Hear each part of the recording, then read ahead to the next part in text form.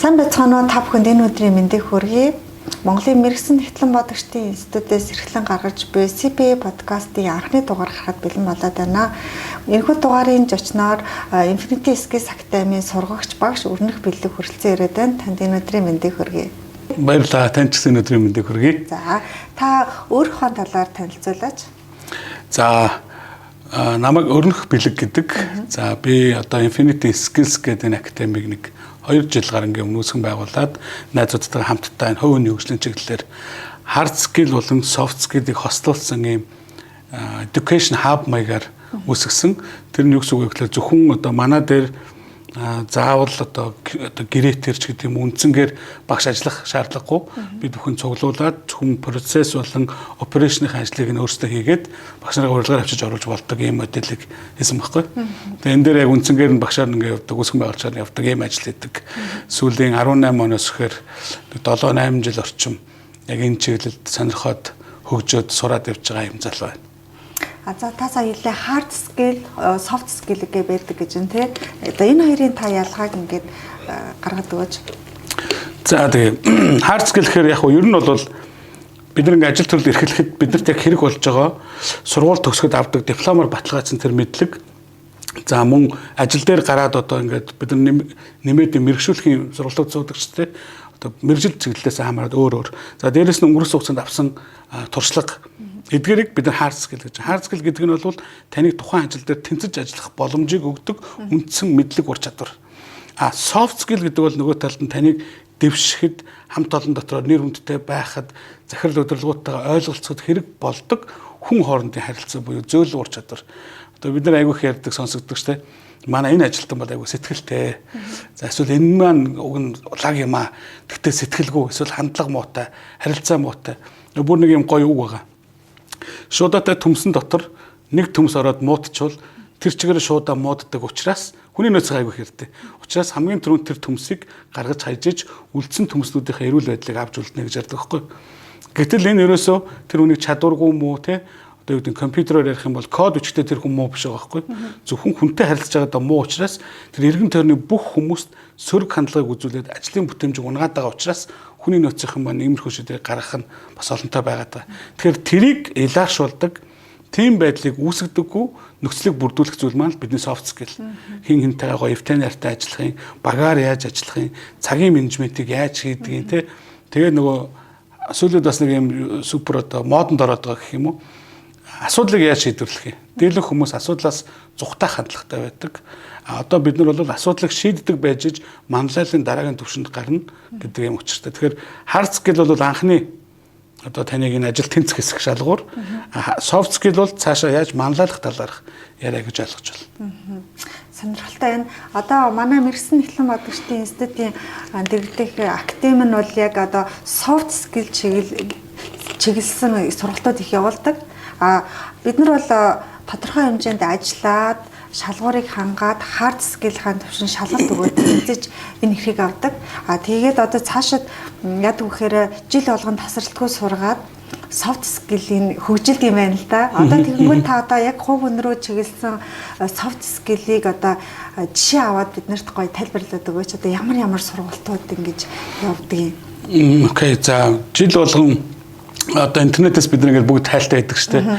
Тэгэхээр за дараа жил одоо ямар одоо тренд гарах юм. Ямар хувийн хөгжлийн тэр дотор soft skill-ийн чадварууд эхний 10-т эхний 20-д орох уу гэж бид нэх сонирхон л доо. Тэгээ аль байгууллага аль судалгааны төвөөс гаргасан байна гэл.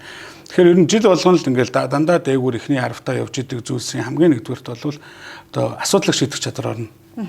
За асуудлыг шийдэх гэдэг нь энэ дотор маш олон зүйлс орно л да. Тэгээд суурь нь бол коммуникац байгаа байхгүй. Харилцаа холбоо гэсэн үг. Нэгсэндээ бид нар энгийн амьдрал дээр өдөр тутам анзаардаггүй нэг зүйлийг би та бүхэнд амар гоё энгийнээр ойлгуулах гэж үзье. Би өөрөө энэний айгу фэн. Яг бол айгу олон сэдвүүд байгаа бүгд чухал юм шиг санагдана. Гэхдээ чухлын хамгийн суур чухал юмыг бол би энэ гэж өөртөө итгэдэг байхгүй. Юу вэ гэхээр одоо та бүхэн дарах зэрэг хоёр байлаа гэж бодъё. Нэгсэндээ та надад үүрэг өгсөн. Би тэр үүргийг биелэлтээс нь хамаарад урамшуул байд юм уу, гүйцэтгэл байд юм уу тантай ярилцах хэрэгтэй.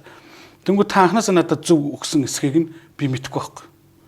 Даалгавар яг 100% надад өгсөн эсхийг таач мэдэхгүй. Монголд байгаа ер нь дэлхийд байгаа энэ бидний харилцааны үндсэн суурь асуудал энэ дээр яваад байгаа байхгүй. Би чамд энийг ингээ хийчлээ гэдэг таны мэдлэг туршлага өнгөрүүлсэн амьдрал тань надаас бүх зүйл өөр ихгүй. Тэгэхэд надад та нэг хоёр өгүүлбэр хэлснийгаа тэр ажлыг бүтэн ойлгуулчлаа гэж үзэхээр аль аль талдаа харилцааны алдаа гарчиж байгаа. Харилцаа гэдэг нь өөрөө юм эрэх холбоо гэлж байгаа. Нэгс та надад мэдээлэл өгсөн бол баталгаажуулах бүр үүрэгтэй. За өрнөх хөлгээ би чамд ийм даалгавар өглөө ойлгосон уу? Тэгэхээр би ойлголоо гэх юм бол би асуух бүр үүрэгтэй. Би ингэж ойлголоо зөв үү? Тэгэхэд та тэрнээс дахиад асууд бодох нь шүү дээ. Миний хэлснийг би одоо жишээ нь бөөрийнхий дүрс хийгээд иргээд надад даалгавар өгсөн чинь би зөөвөн дүрс хийгээд ирэх маш өндөр магадaltaй байхгүй. Тэгэхээр энийг энэ харилцааны суур ур чадвар буюу сонссноо ойлгох, хэлснээ тайлбарлах гэдэг энэ одоо модельээр ингээд явдаг байхгүй. Тэгээ энэ ихэнх газар сургалт орох ч юм уу хүмүүстэй ярилцаж суугаар амар энгийн болохоор хүмүүсийг тоодоггүй. Нөгөө бид нөө ярьдаг штэ дэрэгдэх эрдэнэ тоосонгүй гэдэг шиг. Гэтэл энэ цаана маш их мөнгө, маш их цаг хугацаа өрн таран хийж байдаг. Нэг ажилтнаа эсвэл нэг хүндээ менежертэй ингээ үүрэг өгөөд тэрийг саяны ажил одоо хэсэгхэн хугацааны одоо баталгаажуулалтыг хийгүйс болоод нөгөө сарын дараа эсвэл 14 хоногийн дараа орж ирэхдээ мөнгөөр одоо хогшлоор цаг хугацаагаар одоо хорогдоод орж ирэхдээ энэ мөн өгдөг байхгүй. Тэгвэл тэр нь биш байхгүй.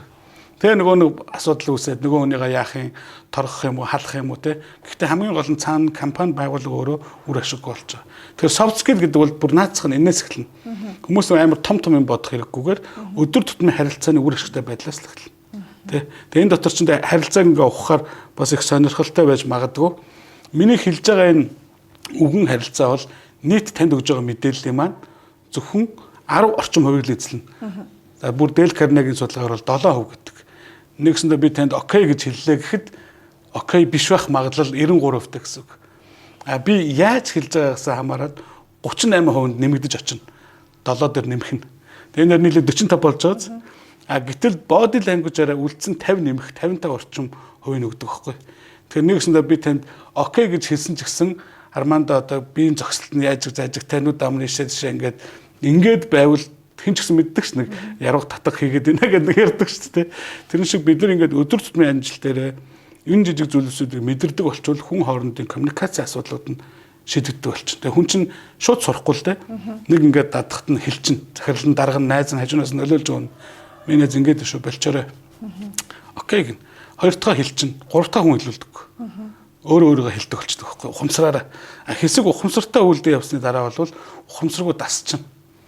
За энэ бөөрөнхийг нөө жоох хүүхдэд тайлбарлаж байгаа шүү дээ. Бөөрөнхийг яг бөөрөнхий л гэж хэлэхгүй бол энэ яг зөв авчирна гэж мэдээд тэгээ энэ анзаарах юм бол дарга удирдлагууд ихэнх нэг тийм удаан ярьдаг болчихдог сүүл рүүгээ. Ягаад гэвэл олон хүний ойлголтын төвшин өөр учраас дундуур нь ярьж байгаа байхгүй. Түргэн яриагч ойлгодог хүн байна, удаа яриагч ойлгодог хүн байна те. Дундуур нь ярьж иж нийт массыгаа нэг ойлгуулах гэдэг гэсэн санаа байхгүй. За одоо тэгээд байгууллагууд их ингээ холбогддог болж байна гэдэг чинь. Тэгэхээр байгууллагууд бол яг өөр ингэсэн сурагч багшуудыг бэлтгэхийг зорж гин үү? Эсвэл одоо ингээд нэгэнт бэлтгэгдсэн сурагч багш нараар ингээд давтамжтай хичээл заалахыг хүсэж гин үү? За яг өмнө нь бол бид нэг ингээд дөнгөж 17 18 онд ингээд өөрсдөө хөгжөөд газрууд дээр очиод саналаа тавиад ороо явж хахад яадаг байсан гэхээр аль болох тухайн байгууллага удирдлагууд тухайн үеүүдэд бол зах зээл дээр хамгийн шилдэг байгаа хүнийг авчирж оруулах гэдэг юм хандлагатай байсан өмнө. Тэгээд нөгөө үн ханш цаг зав хүлээлэг энтрээс хамаарат тэр нь болохгүй бол дараагийнх нь ч гэдэг юм бид хүн болгон ч өөрсдийнхоороо нэг ангилсан байгаа шүү дээ. За шилдэгэн тэр юм бол хоёр дахь нь тэрч гэдэг юм. Ингэж явдаг байсан. Сүүлийн үед ингээ анзаарч хаад манай үеийн найзууд бас адилхан энэ чиглэлээр сурч өгч байгаа маш олон залуучууд байна. Мундаг зөндөө залуучууд байна.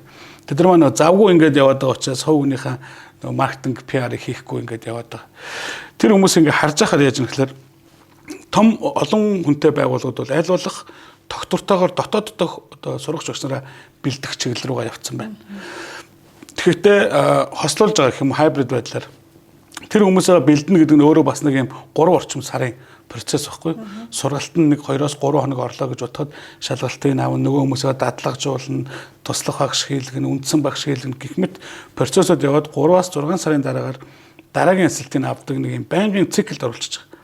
Тэгээ альва юм чи нөгөө бид нар ярьдаг чинь урсгал усвал булангэргүй байдгаа гэдэг шиг юм ингээд гацхгүй эргэжил байвал айгуу сайн. Тэгэхээр тэр манай систем яадаг вэ гэхээр энэ эргэж байгаа олон хүн байлаа гэхэд жоохон цаг гаргаагүйг нь хасаад жоохон цаг илүү гаргамаар сонирхолтой хүмүүсийг дараагийн ангиас нь оруулцдаг байхгүй. Тэгэхээр энд нийт тоо бол өөрчлөгдөхгүй 30 бол 30 50 бол 50-аараа байна. Гэхдээ үзүүлэлт багтааг нь хасаад шинээр жонс нэмчдэг. Тэгэхээр байнгын ийм эргэлтэн дунд байхаар тэнд хүмүүс илүү хүчээ гаргадаг. Тэгэхээр сонин ажиглалт судалгаа гэх цаашаа том олон хүнтэй байгууллагууд яг энэ академийн системийг хийгээд дотооддоо давхар мэрэгжил гэсэн үг шүү дээ. Одоо жишээ нь манайс одоо энд юу нэгтлэн бодох, мэрэгсэн нэгтлэн бодох хүмүүс байлаа гэхэд үндсэн ажлын хажуугаар өөр ахаад нэг карьер эхлэе гэж юм байна. Тренер болёо, сурагч багш болёо. Багш гэдгээс жоохон өөр ойлголт. Сурагч багш гэдэг. Тэнгүүд ингээд өөрөө сураад хөгжөө чадaltaа өгөөд явлаа гэхэд энэ өндөр чинь айгүй олон давуу талууд ирээд байгаа байхгүй. Тэнгүүд хүмүүс хамгийн эхний ажиглалт бол дандаа албан тушаал агсан байдаг. Одоо юу гэдэг энгийн менежер, дунд түвшний менежерс юм ахлах түвшинд очсон байна. За бүрсий түвшинд очсон байна. Яг тэр энэ бүгний цаана байгаа одоо хамгийн өгөөж нь гэх юм бол хүн зааж ах үедээ өөрөө хамгийн сайн сурдаг гэдэг юм мэдлэгийн юм гурвалжин байгаа байхгүй. Тэ сонсон зүйлийн төдөө мартдаг одоо дасгал ажилласан бол тэгдэг гэдэг хамгийн орой дээр нь буюу 90-10% дээр нь хүнд заах үедээ бусдаас илүү сурдаг гэдэг. Тэгэхээр ер нь гадуур ингээл олон хүнд заагаал олон зөвлөд яваад байгаа хүмүүс эцсийн дүндээ өөрсдөө бүр айгүй их сурж байгаа хүмүүс байдаг. Тэгэхээр энэ нөгөө тухайн ажил хийж байгаа хүндээ айгүй их боломжийг олгоод тэгээ дараагийн карьерийн шинэ эхлэл эсвэл бүр үндсэн ажиллаа болоод сурах чагшаа игээ явсан тохиолдлууд бас байгаа. Яг үнэ чи айгүй олон давуу талтай цаг тэгэл тэ подкастыг үзэж байгаа маш олон мянган гишүүнчлэлтэй энэ одоо институцийн маань гишүүд байна те. Зөвхөн одоо ажиллаа гэдэг яадаг бол нөгөө талдаа энэ санхүүгийн бол нэгтлэнгийн ажлууд айгүй цаг ордог, стресстэй. Би бол тэр мэржлийн биш л те. Гэхдээ энэ олон найзуудаа харна те. Олон тайлангүй үед байна, зөндөө юм хардаг. Нөгөө талдаа стресс тайлах, өөрийгөө хөгжүүлэх хамгийн зөв арга нь магадгүй энэ тренер болох байж магадгүй. Тэгэхээр магадгүй манай энэ академи дээр институцийн маань академи дээр бас ийм сургалтууд явж байгаа юм байлээ. Тэгэхээр тэрийг бас үзээд өөрийгөө хөгжүүлээд тэгээ дээрэс нь бодоол гэдэг нэг онгой байдаг хгүй. Нэг хүн ингээ ундахтаа орныхон дээр маргааш цэцлээд англи сурна гэдээ унтсан гинэ. Тэгсэн тэр хүн хэзээ сураагүй гинэ. Яг л өглөөс ирэхээр л маргааш цэцлээд англи сурна гэдээс болохоор. Тэгэхээр хамгийн чухал нь үйлдэх байдаг. Ямар нэг хичээл үзсэн бол хамаагүй тэндээ нэг 2 хүн суулгаж авч хамаагүй орж үзээ. Тэгэх юм бол тэр авж байгаа мэдрэмж нь өөрөө таны бензин төлш нь болно. Тэгээ урагшаа ингээ хөдлөх юм нь болно. Хөдөлгөөр нь болно гэж хэлнэ. Infinity Skills Academy за миний судалснаар бол ингээд бас өсвөр насны хүүхдүүд рүү чиглэсэн нэг хэсэг сургалт явагддаг юм байна гэдгээс уншижсэн байхгүй юу. Тэгэхээр бас тэр чиглэл ямар сургалтууд явуулж байгаа вэ? За манай академи баярлалаа. Энэ зүйлийг ярих боломж олгосон. Бид нар бол хоёр чиглэлийн одоо фокус таргеттай байгаа. Юу вэ гэхээр нэгдүгээрт нэг өсвөр наснд нь буюу залуу хүүхдүүдийг өөрсдөө хүүхдүүдийг мэрэгжил сонгох, өөрийгөө таних үед нь яг нэг өсвөр наснд очингууд аягүй олон хүнд нэг проблем гарч байгаа. Манай хүүхд дуурхай болчлоо. Манай хүүхд амар сэрлэн цаа байж даруухан болчлоо. Ер нь зан хашаа үед юм өөрчлөлт гараад байгаа байхгүй. Тэр нь гэхдээ тэр анги танхим, найз нөхөд, гэр бүл ямар шалтгаанаас бид нар мэдэхгүй. Тэгээ мэдээж бүр сэтгэл зүйчтэй ярилцах хэмжээнд очиагүй байх юм бол бид нар энэ сургалтын арга барилаар өөртөө тэр хүүхдийг өөртөө ихтэй олны өмнө ярьдаг, ирээдүйдээ гой цоглог юм болгомоор байгаа байхгүй. Энэ зүгээр сурагч багшийн чиглэлээр сонирхож байгаа баг хүн болгоны хүсэл мөрөөдөл дотор нуугдж байгаа зүйл нь. Тэгэхээр бид нар найз нөхдөөрөө нийлээд адилхан багш хүмүүс нийлж чаад окей яг энэ чиглэлийн хүүхдүүд рүү зориг гэж зориод илтгэх урлаг, мэтгэлцэн. За ер нь өөрийгөө илэрхийлэх тал дээр ингээд сургалтууд хийж байгаа. Энэ дээр маань суйсаас бас ярианы чадрын багшууд урилгаар ирж орно. За сэтгэл зүйч багш нар ирж орно. Англи хэл орно гэдэг олон төрлөөс нь хараад орчдөг.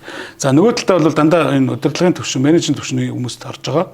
Хард болон софт скил сургалтыг харьцуулан тэнцвүүлэн орж байгаа. Заримдаа бол хүний нөөц, санхүү, менежментийн ур чадваруудыг нь оруулна. Заримдаа нөгөө талд нь софт скил нь оруулна. Энэ хоёр зүгээр зайлшгүй байх хэрэгтэй. Нөгөө аль нэг нь байхгүй гэж болохгүй гэсэн үг байхгүй юу. Гэхдээ яг бүр байхгүй байлаа гэж бодвол hard skill бол мэдээж бүр маш хэрэгтэй зүйл шүү дээ. Тэгэхээр сургуулаа төгсөөгүй хүн бол тэр мэргэжлээр ажиллах боломжгүй. Гэхдээ хамт олон дотор ажиллаж байгаа бол soft skill мөн ялгаагүй байж ах хэрэгтэй. Тэгэхгүй бол нэг тийм нийтлэг ойлголт өгдөг шүү дээ. Манай тэр маань их ааштай байдаг юм аа гэл те. Тэгвэл нөгөө хүн тэрийг бүр өөрийнхөө имиж болгоцсон те. Би угаасаа ааштай даа гэтгэцсэн те. Тэгэхээр энэ болгон ч айгу буруу нөгөө хамт олон дотор сөрөг хандлагыг үнтэй сөрөг байх юм бол нийтээрээ байгууллагын бүтээмж унна. Эцсийн дүндээ дарга удирдлагуудын хүсэж байгаа зүйл бол хүн болгоны бүтээмжийг нэмэгдүүлэх байх шүү дээ. Тэгэхээр. За Одоо орчин үеийн хүний хөгжлийн чиг хандлага одоо ер нь ямар төвшөндөө явж байна? Хүмүүс ер нь мэдээллийг одоо сошиал орчноос их авж байна те. Тэр сошиал орчны мэдээлэл ирэнтэй бараантай гэдэг шиг нэг фильтргүйгээр аваад байна шүү дээ тийм. За тэр талаар одоо таны бодол. За энэ талаар би зөвхөн хувийн бодлоо л хэлье. Тэг хүний хөгжил хаана явж байгааг одоо хүн судлаач биш учраас сайн мэдэхгүй байна. Ер нь яг сүүлийн үед ингээ миний иргэн тойронд анзаарэгдэж байгаа зүйлс миний харилцагч нар дунд, найз нөхөд дунд анзаарж байгаа зүйлс бол аливаа мэдээлэлд нэг итгэх нь ер нь ховор болчлоо. Ялангуяа сошиал суурьтай. Тэ нөгөө факт чек хийж иж тэ их сурвалж нь хааны. За үнэхээр энэ байгууллагаас бол мэдээлэлд итгэя. Тэ төрийн байгууллага гэдэг юм эсвэл одоо хадгалаад Instagram одоо Facebook дээр нөгөө зөвлөсөн тэмдэг нөгөө нэг баталгаажуулалтын байж байгаа шүү дээ. Тийм мэдээлэл дээр бол итгэе гэж бодож байна.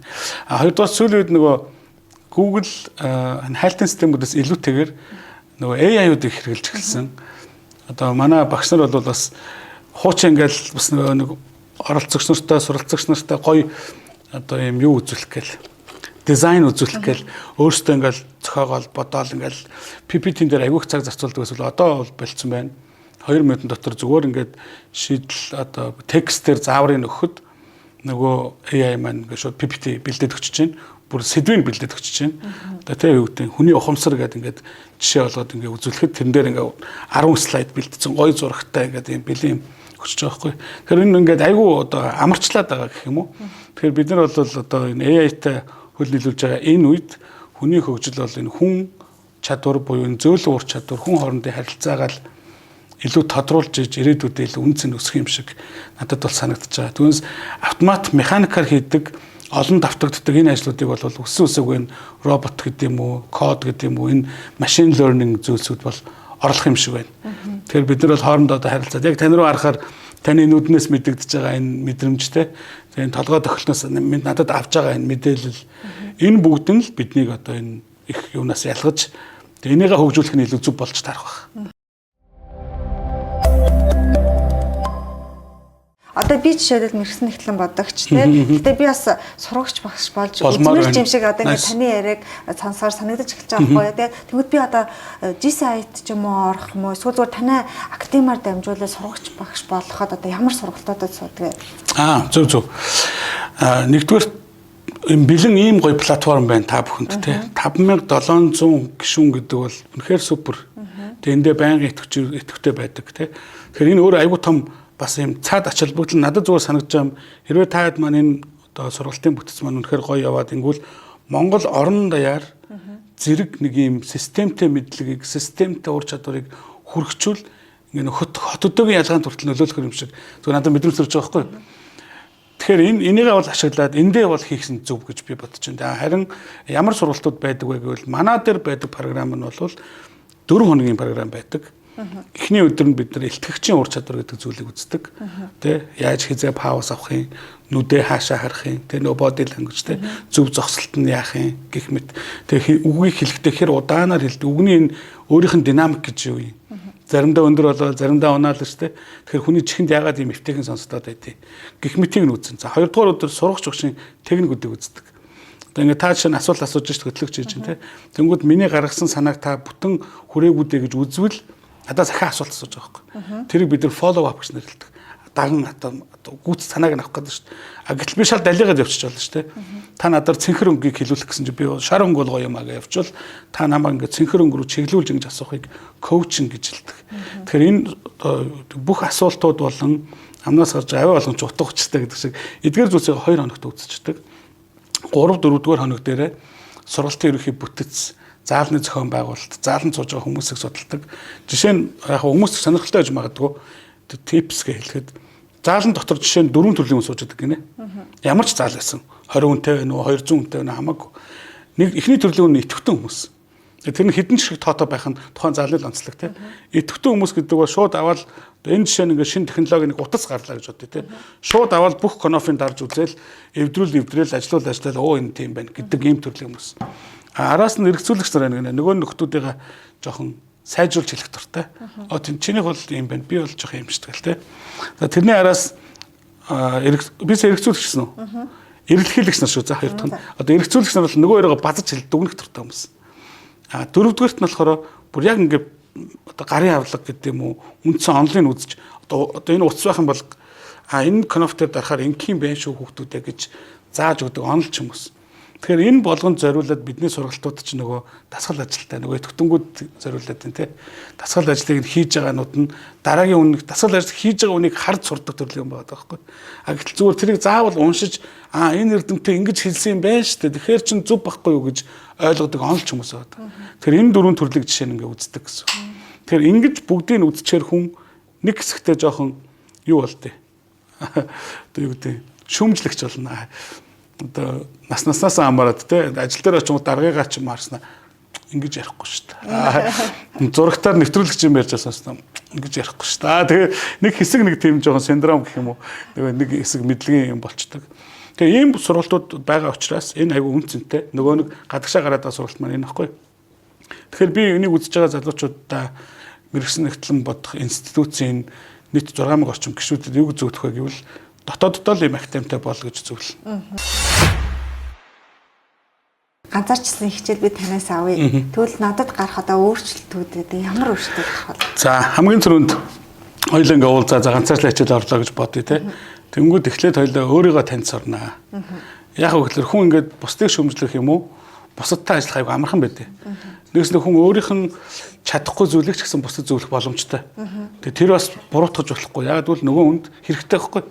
Жишээ нь би одоо тураагүй шүү дээ. Гэхдээ би бусдыг тураачаа гэж хэлж болно гэсэн үг. Яг л нөгөө хүнд хэрэгтэй яралт учраас. Тэгэнгүүтээ дараа нь би өөрөө ухаарад үнэхээр шийдэх юм бол би турхтлаар бодно гэсэн үг байхгүй. За яг энэ шиг хоёулаа юунаас эхлэх вэ гэвэл өөрийгөө танихаас эхэлнэ.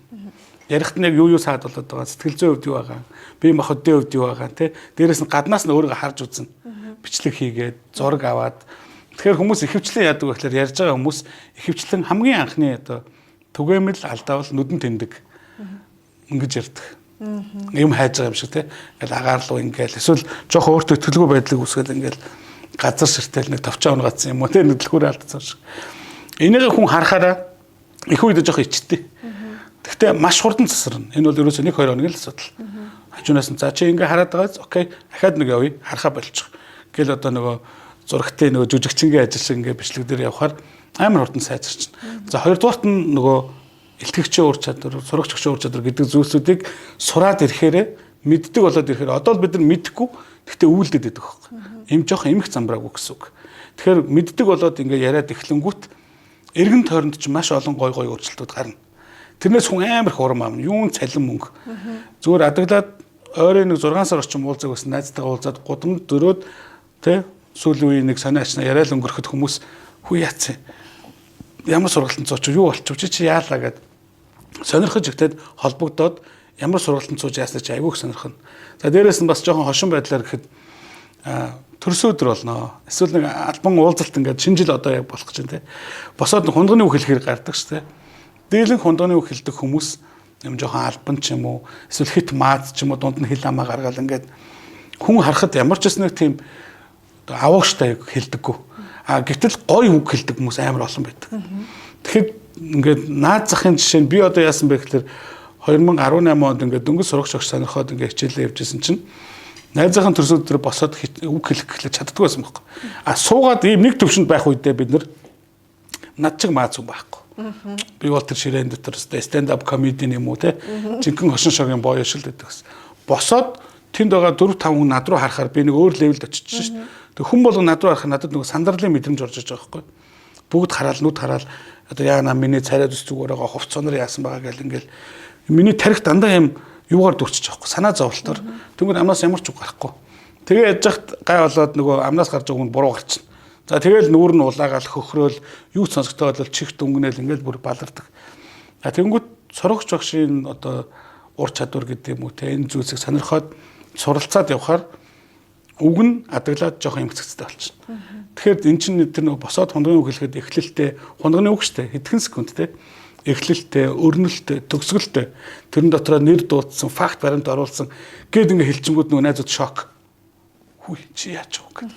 Тэг ингээд эргэн тойрны айгүй гой мэдрэмжүүд ороод ирдэг учраас эндээс айгүй кайф авдаг. Тэгэхээр сурагч ууш болъё гэж сонирхож байгаа бол бүр айгүй хурдан яралтай болох хэрэгтэй.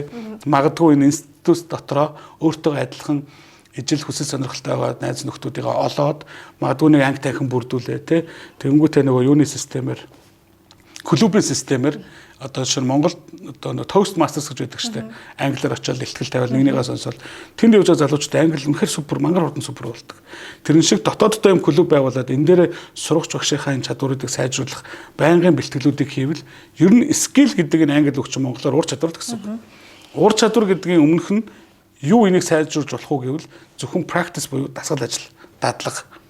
Түүнээс 1000 мундаг багшийг сонсоод 1000 ингээд яагаад гэхгүйгээр өөрөө үлдэж ижил тэр ур чадвар болж суuna гэсэн үг байхгүй. Тэгэхээр ямар ч хичээлсэн зөвхөн soft skill ч гэлтгүй ямар ч хичээлсэн сонссон ба заавал үлдэх хэрэгтэй. Манай зарим нэг одоо суралцагч нар бол бүр гоё хараад хүүхдүүдээрээ туршдаг гэж. Тэ. За ийм юм сурцгаа одоо хүүхдээсээ яаж асуух вэ гэл асуулт асуух ч өөрөө айгүй тийм сонирхолтой байхгүй. Ямар хариулт авах гэж байгаасаа хамаарч ямар асуулт асуuna. Энийг бол нийтлэгээрээ манай эмэгтэйчүүд айгүй сайн байдаг. Нөхрийгөө тэ хизээ асуух уу, юу гэж асуух уу гэдэг нь үеийн айгүй сайн мэдчихэдэг. Манай эрчүүд бол энэ тал дээр жоохон мэдрэмж багттай байдаг юм шиг санагддаг. За би бас нэг сонирхолтой санагдлаа таны энэ дээр бас нэг жишээ аваад асуувал одоо саяны асуудлууд хоёлаа инглиш мэрэгчлэл рүү чиглэсэн, байгууллага руу чиглэсэн сургалтуудын талаар танаас асуулаа. Одоо болохоор би одоо эмэгтэй хүний хувьд нэг асуулт асуумаар санагдаж байгаа байхгүй юу? Дийлэнх эмэгтэйчүүд дийлэнх жахаа зарим хэсэг нь тий 2 юм уу 3 хөх жахаа ойрхон төрөөд би ингээд гэртээ өмнө бол өмнө аягүй гоё карьертэй байсан. Ажиллаа хийдэг байсан. Одоо 3 хүүхдийн дараа би нэг 5 жилиг ингээ алдсан чинь буцаад ингээ орох гэхээр нэг л тийм ихтгэл муутай болчоод байна. Яаж одоо буцаж ажилдаа орох тийм эрч хүчтэй болох уу? Тийм талын хүмүүс тань дээр холбогддог уу? Тий, энэ зөвхөн над дээр ирэхээс гадна миний эргэн тойрондос байгаа олон найз нөхдөмөр маань тохиолдсон юм л та. Тэгэхээр энэ яг энэ хэсгийг бол би нэг жоохон сэтгэл зүйн хувьд гэдэг юм уу дэмжлэг талаасаа яриулах зүг болох байх. Яг тэгэхээр нөгөө бид нэг гэртээ эхнэрүүд маань тий найзууд маань ингээ хүүхдээр байх үед нь ялангуяа одоо сүүлийн үед сошиал гэдэг амар юм гарцсан тий стори постууд орохоор нэг л амар олон сургалтанд суугаал гадагшаа дотгошоо явж ингээ семинарт оролцоод мэрэгжил дэвшүүлэх тийм хоцроод байгаа мэдрэмж аваад байгаа байхгүй. Тэгээ тэр нь байн ингээд аваад өөрөөсөө гэрээсээ гарч болохгүй хүүхдээ асарж авчраас ингээд харна сэтгэл зүйн нэг жоохон юм өөртөө тэлэг болчиход байгаа. Тэгэхээр энэний миний хувьд зөвлөх юм бол хамгийн ихний гаргалгаа гэрээсээ гарах. Тэ гарч очиод найз нөхдөйгөө уулзах. Хүн ингээд юм жижиг юм сэтгэлийн амар том хүч авдаг байхгүй. Уулзаад ямар гоё дэмжлэг вэ гэдгийг авч иж тэгжиж урагшаа явна. Тэгэхгүй нөгөө хүчээр дургууд хөчхүү гэдэг чинь хүчээр ингээд нэг сургалтанд очиж суух ч юм уу ингэчүүл бүтнөө сургалтаа мэдрэх ойлгох юм бол харцангуй гарахгүй бах. А тэрний оронд эхний ээлжинд гэрээсээ гараад уулзах хүмүүс маань жоохон эерэг тэ дэмжих сэтгэлтэй тийм найз нөхдүүдтэйгээ тийм дарга нартайгаа тийм хамтран ажилласад нартайгаа уулзвал тэр хүн жоохон ихтгэл төрнө. Сэтгэл дээр гал насцсан багт бол дараагийн ажлууд нь бол ямар ч асуудалгүй явчихна. За энийг болохоор бид нар угаасаа soft skill буюу зөөлөн уур чадвар дээр байгаа тийм эмпати гэж зүйл байгаа. Тэр нь бусдыг ойлгох гэсэн үг. Одоо бусдын гутланд хөлөө дүрхч гэж нөгөө англиар бол зүрс зүг нь байдаг. Юу вэ гэхээр бид нар бол жишээ нь би эрэгтэй хүн эмэгтэй хүнийг гэртээ хүүхдээ харж байгааг төсөлж чадахгүй. А тэгвэл эхнэрийгээ төсөлж чадна. Тэр үед манай эхнэр ямар байсан, ааш нь ямар байсан, тэ зан аашаас гадна үйлдэл нь ямар болсон, өөртөө итгэл нь ямар байсан гэдэг. Тийм учраас тэрэн дээрээ зүүрлэж бусдыг ойлгож харьцах хэрэгтэй байхгүй. Тэгээд энийг эмпати гэдэг зүйлийг ойлгодог хүнтэй нөгөө гэртээ хүүхдээ удаан харсан эмэгтэй маань ярилцвал айгүй зөв үр дүн гарна. Тэгвэл эмпатиг ойлгохгүйгээр бусдыг боддоггүй жоохон бие төвтэй эго өндөртэй хүнтэй очиод уулзчвал нөгөө сэтгэл хэцүү байсан юм маань улам нэмэгдэнүүхээс эзэж багасахгүй. Тэгэхээр хамгийн түрүүнд уулзах нь зөв сонгоод гэрээсээ гаргах хэрэгтэй. За өнөөдөр хүрэлцэн ир сонирхолтой сэдвээр ярьсан танд баярлалаа. Тэгээд сүүлийн одоо хормыг танд үлдээе. Орчин үед одоо хүний хөгжил гэдэг бол зөвхөн одоо компьютер хэрэглээгээр бол хязгаарлалтаа болсон. Харин ч бүр илүү өрсөлдөөд хүн гэдэг буюу энэ зөөлөн ур чадвараа илүү сайжруулах нь зүйтэй гэдэг талаар өндөр хэдүүлээ маш сайхан ярилцлаа. Тэгэхээр хүн хөгжинө гэдэг бол бэлэн байгаа энэ одоо их сурвалжуудыг бүгдийг ашиглаж чадахыг л хэлж байгаа. Заавал хүн болго ингээд олонний өмнө гараад эсвэл сургалт ороод эсвэл одоо үг хэлээл манлайллын дүрд байх заавал албатай биш. Өөрөө хүн багаар ажилтдаг бүх зүйл дээр тэгэхээр багийн нэг гишүүн байна гэдэг нь өөрөө хамгийн үнцэнтэй зүйл. Тэгэхээр багийн гишүүн гэдэг заавал лидершип хийхийг хэлэхгүй. Лидер гэдэг хүнийг хэн тодцогддог вэ гэвэл фолловер буюу дагагч нар тодорхойлдог. Хэрвээ ганцаараа бол тэр хүн лидершип хийж чадахгүй. Манлайлагч байх боломжгүй байхгүй. Манлайлах хүмүүс нь байж ижил манлайлах орон зайн гарна гэсэн. Тэгэхээр багийн сайн гишүүн байна гэдэг бол ард талд нь бүгдийг зөвхөн зохион байгуулдаг тий. Гэхдээ заавал урд гарсан тий эсвэл тайзан дээр байсан ийм дүртэй байхыг хэлэхгүй. Ягаад бидний гар одоо 5 хуруутай гэдэг тий бүгд өөр үүрэгтэй. Эдгээр бүгдээрээ эрхийн рүү байсан бол яах вэ? Тий юм барьж чадахгүй ингээд их төвөгтэй байдал үүснэ. Тэгэхээр багийн гишүүнүүд бол бүгдээрээ ижил тэгш үүрэгтэй юм чухал зүйлийг хэлдэг. Харин энэ дээр жигчэн өрөө байна уу, эрх өрөө байна уу, ядам өрөө хамаагүйгээр хүн болгон өөртөө байнгын хөгжүүлж авах хэрэгтэй. Өөрийнхөө мэрэгжлийн хувьд ч тэр soft skill-ийн хувьд ч тэр. Тэгэхээр энэ боломжуудыг нээлттэй байгаа платформ, онлайн их сурвалж, ном, тэ сургалтууд бүх зүйлээс авч өөртөө шингээж аль болохоор багаарч гэсэн туршиж үзчихэж хэдүүлгийн хамт олон дотор нөгөө эерэг уур амьсгал, бүтээмж өндөрсөх гэдэг зүйлс маань бүрднэ. Тэгэхээр одоо өнөөдрийн подкастыг үзэж байгаа хүн болгоныг дор бүрнээ байгаа боломжуудыг ашиглаад илүү их суралцаасаа илүү их өөрийгөө хөгжүүлээсэй гэж хүсэж байна.